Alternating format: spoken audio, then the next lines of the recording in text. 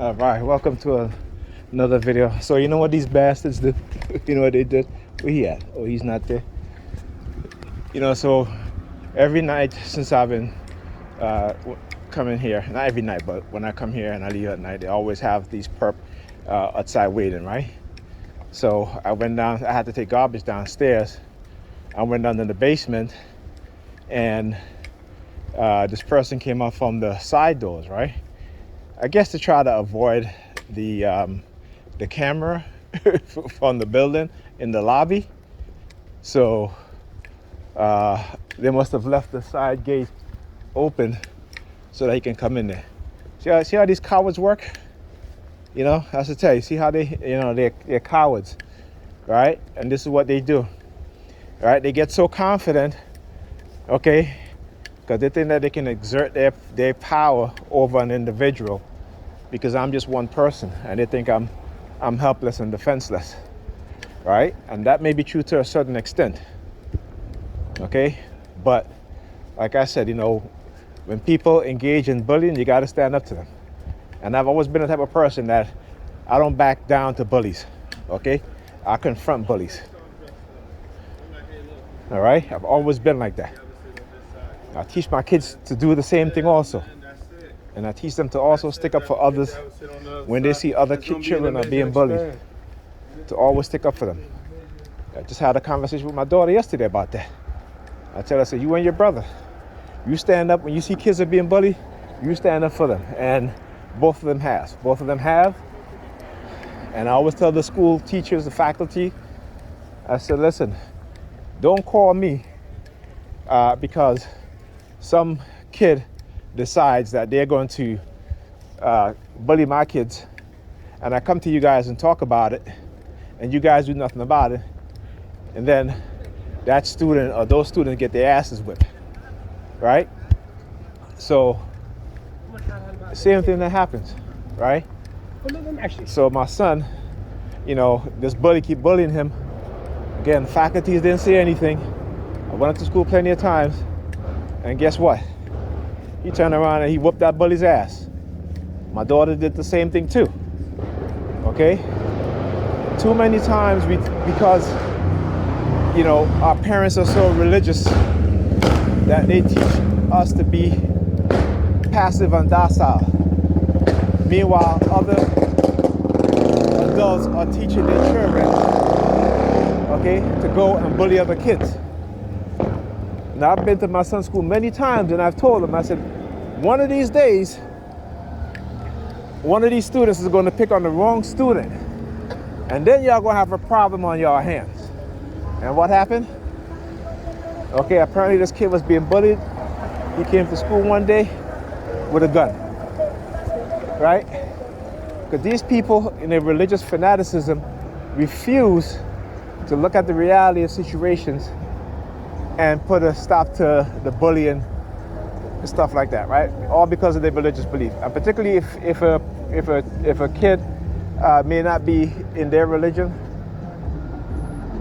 because times have changed. Back when I was younger, in middle school or elementary school, we'd go outside in the yard after school and settle it one-on-one.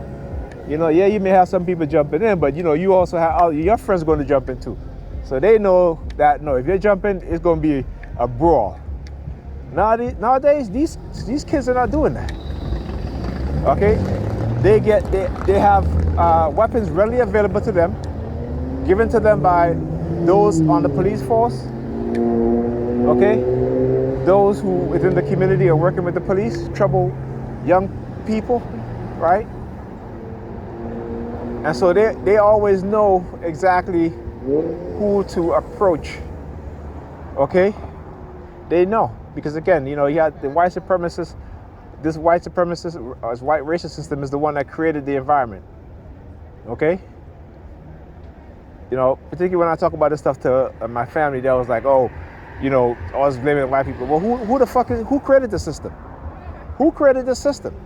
Who continued to perpetuate negativity on black people? Who continue to perpetuate negativity about black people to the rest of the world? Right? It's like I said, we walk around here with our head up in the clouds, okay, acting as if,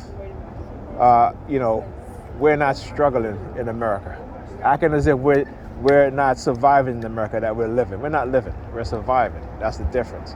And too many of us are too comfortable in the survival mode because we think that because this fictional character named Jesus, suffered on a cross, that's why they teach you. That's why they teach you in church about bearing your cross and suffering as Jesus did. Yeah, I know they're going with the noise campaign because they know I'm speaking. They know, right? And that's what it is. And they pass on that same bullshit to their kids, to their children. Okay? This whole thing about suffering and bearing your cross and, what you're suffering is nothing compared to what Jesus went through. Jesus is a fucking fictional character. I'm sorry. But that's the truth. And too many of y'all are too damn conditioned into ignorance and stupidity,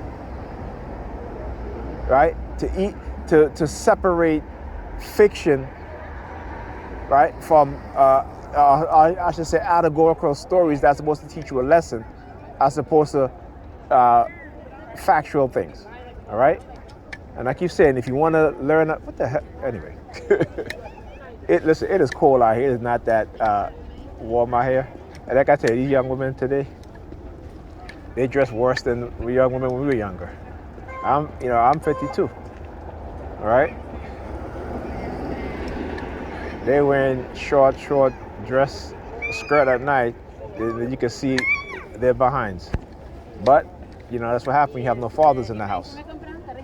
I go by the pet, I have to constantly tell my daughter, she's wearing a skirt to put on some shorts underneath, okay?